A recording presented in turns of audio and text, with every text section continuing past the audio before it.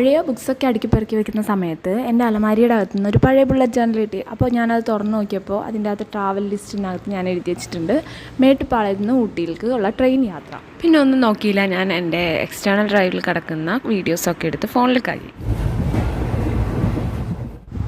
Corona കഴിഞ്ഞ ആ ഒരു സമയത്തായിരുന്നു കേട്ടോ ഞങ്ങൾ യാത്ര ചെയ്ത്, അതാണ് മാസ്ക് ഒക്കെ ഇട്ട് നിൽക്കുന്നത്. ട്രെയിൻ യാത്ര എനിക്ക് ഒരുപാട് ഇഷ്ടമാണ്.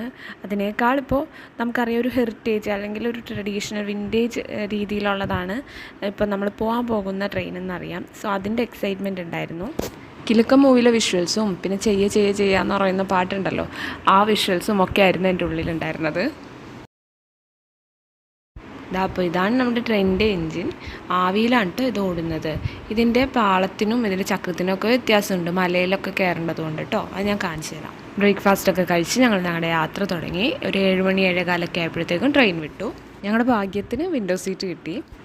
ട്രെയിനിൽ നല്ല തിരക്കുണ്ടായിരുന്നു. നോർത്തിൽ നിന്നുള്ള ആൾക്കാരായിരുന്നു കൂടുതലുണ്ടായിരുന്നത്. ഫോറിനേഴ്സ് ഉണ്ടായിരുന്നില്ല, കൊറോണ ഒക്കെ കഴിഞ്ഞുകൊണ്ടാവും. പിന്നെ തമിഴ്നാട്ടിൽ നിന്നുള്ള ആൾക്കാരുണ്ടായിരുന്നു.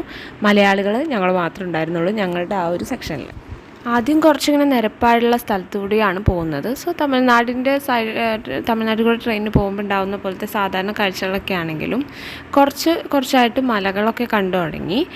നമ്മൾ ശരിക്കും മലകളിലേക്കാണ് കയറി പോകുന്നത്. നീലഗിരി ആ മലകളിലേക്കാണ് പോകുന്നത്. അപ്പോൾ ആ കയറ്റം കയറുന്നതിന് വേണ്ടിയിട്ട് പണ്ടത്തെ ട്രെയിനുകൾക്ക് ഉണ്ടായിരുന്ന ചക്രങ്ങളും അതിങ്ങനെ പിടിച്ച് കയറുന്നതിന് വേണ്ടിയിട്ട് ഉള്ള പല്ലുകളുള്ള ചക്രങ്ങളും പല്ലുകളുള്ള റെയിൽവേ ട്രാക്കുമാണ്. അപ്പോൾ അതൊക്കെ നമുക്ക് കാണാനായിട്ട് പറ്റും. ഇതിൻ്റെ ഇടയിലെന്തോ മ്യൂസിയം കാര്യങ്ങളൊക്കെ ഉണ്ട്. അന്നത് ഓപ്പൺ ആയിരുന്നില്ല. ട്രെയിൻ ഇടയ്ക്കിടയ്ക്ക് നിർത്തും, നമുക്ക് ഇറങ്ങാനൊക്കെ പറ്റും. സോ ഇതാണ് ആ ചക്രം ഞാൻ പറഞ്ഞില്ലേ. പിന്നെ റെയിലിൻ്റെ മോഡൽ ഇതാണ്. ഇതിലിങ്ങനെ പിടിച്ചാണ് നമ്മുടെ ട്രെയിൻ കയറി പോകുന്നത്. ട്രെയിൻ അത്യാവശ്യം നല്ല സ്ലോ ആയിട്ടാണ് പോകുന്നത്. പിന്നെ ഒരു മെയിൻ പ്രശ്നം എന്ന് വെച്ചാൽ ഇങ്ങനെ ഇടയിൽ നിർത്തുമ്പോഴും നമുക്ക് ഫുഡൊന്നും അവൈലബിൾ ആയിരുന്നില്ല. ഒരു ചായ കുടിക്കാൻ പോലും നമുക്ക് പറ്റുന്നുണ്ടായിരുന്നില്ല. അപ്പോൾ ഒരു ലോങ് ജേർണിയാണ്, സ്ലോ ആയിട്ടാണ് ട്രെയിൻ പോകുന്നത്. അപ്പോൾ അതിൻ്റെ ഇടയിലൊരു ഫുഡ് പ്രൊവൈഡ് ചെയ്യാമായിരുന്നെങ്കിൽ നല്ലതാണെന്ന് തോന്നിയിരുന്നു. ഒരുപാട് ടണലുകളുണ്ട്. നമ്മളിപ്പോൾ ഞാൻ പറഞ്ഞല്ലോ ചെയ്യാന്ന് പറയുന്ന പാട്ടിലാണെങ്കിലും അങ്ങനത്തെ ടണലൊക്കെ നമ്മൾ ഒരുപാട് സിനിമയിൽ കണ്ടിട്ടുണ്ട്. അപ്പോൾ അത് നല്ല രസമായിരുന്നു കാണാനായിട്ട്. അതുപോലെ തന്നെ താഴത്തേക്ക് നോക്കുമ്പോഴുള്ള വ്യൂ ആണെങ്കിലും ചില സമയങ്ങളിൽ വെള്ളച്ചാട്ടം ഉണ്ടായിരുന്നു. അപ്പോൾ അതും ഒക്കെ നല്ല ഭംഗിയുണ്ടായിരുന്നു. പിന്നെ ആ ഒരു ലാമ്പും കാര്യങ്ങളൊക്കെ നമുക്കൊരു വിൻറ്റേജ് ടച്ച് തരുന്ന സംഭവമാണ്.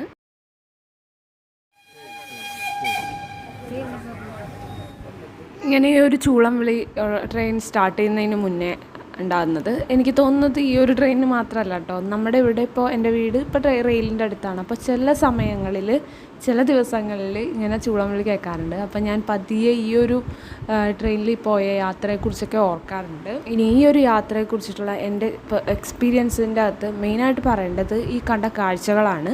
ഞാൻ കൂടുതലായിട്ടും 90s മൂവീസ് കണ്ട് 90s ജനിച്ച് ആ മൂവീസൊക്കെ കണ്ട് ഇങ്ങനെ വന്നതുകൊണ്ടാവും എനിക്ക് അങ്ങനത്തെ കാര്യങ്ങളൊക്കെ കാണാൻ ഇഷ്ടമാണ്. അതുപോലെ തന്നെ ഈ ഒരു വിൻറ്റേജ് ട്രഡീഷണൽ സംഭവങ്ങൾ ആൻറ്റിക് ഐറ്റംസൊക്കെ കാണുന്നത് എനിക്ക് ഒത്തിരി ഇഷ്ടമാണ്. പഴയ മോഡലിലുള്ള ബിൽഡിങ്ങുകൾ കാണുന്നത് ഇഷ്ടമാണ്. അപ്പോൾ അങ്ങനെയുള്ള എനിക്ക് ഇത് ഭയങ്കര ഒരു നല്ല എക്സ്പീരിയൻസ് തന്നെയായിരുന്നു. ഇപ്പോൾ ട്രെയിനിൻ്റെ അകത്ത് നല്ല തിരക്കുണ്ടായിരുന്നു. നമ്മളൊരു ഫോട്ടോ എടുക്കാമെന്നൊക്കെ വിചാരിച്ചാൽ നല്ല തിരക്കായതുകൊണ്ട് തന്നെ നമ്മൾ വിചാരിച്ച പോലെ ഫോട്ടോസൊന്നും കിട്ടില്ല. അതന്ന് ആ ടൈം ആയതുകൊണ്ട് മാത്രമല്ല കേട്ടോ, ഈ ഒരു സ്ഥലത്തേക്ക് ടിക്കറ്റ് കിട്ടാൻ നല്ല ബുദ്ധിമുട്ടാണ്. അതുപോലെ തന്നെ ആ ട്രെയിനിൽ നമ്മൾ കയറുമ്പോൾ ആ വിൻഡോ സീറ്റ് കിട്ടിയില്ല എന്നുണ്ടെങ്കിൽ നമുക്ക് ഈ കാഴ്ചകളൊക്കെ വീഡിയോ എടുക്കാൻ നല്ല കഷ്ടപ്പാടാണ്. പിന്നെ മേട്ടുപ്പാളയത്ത് നിന്ന് നമ്മൾ ഊട്ടിയിലേക്കാണ് പോകുന്നത്. പക്ഷേ നമുക്ക് പുറത്തിറങ്ങുന്ന സമയത്ത് തണുപ്പ് ഫീൽ ചെയ്യുമെങ്കിലും ട്രെയിനിനകത്ത് നമുക്ക് തണുപ്പല്ല ഫീൽ ചെയ്യുന്നത്. കാരണം ഒത്തിരി ആളുകളുള്ളതുകൊണ്ട് നമുക്ക് ക്ലൈമറ്റ് അറിയാമല്ലോ എത്രത്തോളം ഇമ്പോർട്ടൻ്റ് ആണ് ഒരു യാത്രയിൽ. എനിക്ക് പേഴ്സണലി തണുപ്പാണ് ഇഷ്ടം.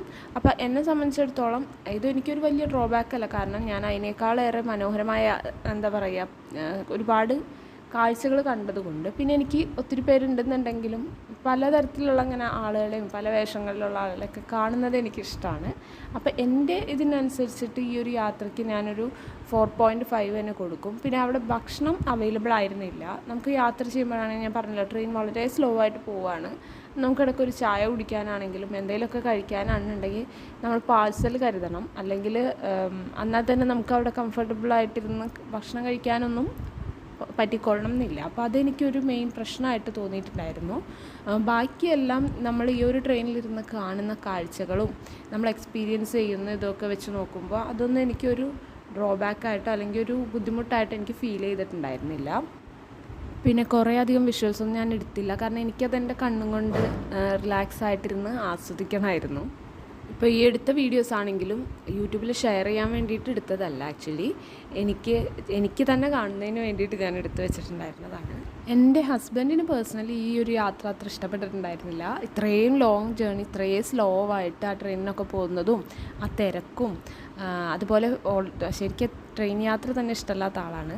അപ്പോൾ അതുകൊണ്ട് തന്നെ നമ്മളൊരു കൂന്നൂർ ആ സ്ഥലത്ത് എത്തിയപ്പോഴും അവിടെ ഇറങ്ങിയിട്ട് പിന്നെ നമ്മൾ ബസ്സിന് തിരിച്ചു പോരുകയാണ് ചെയ്തത്.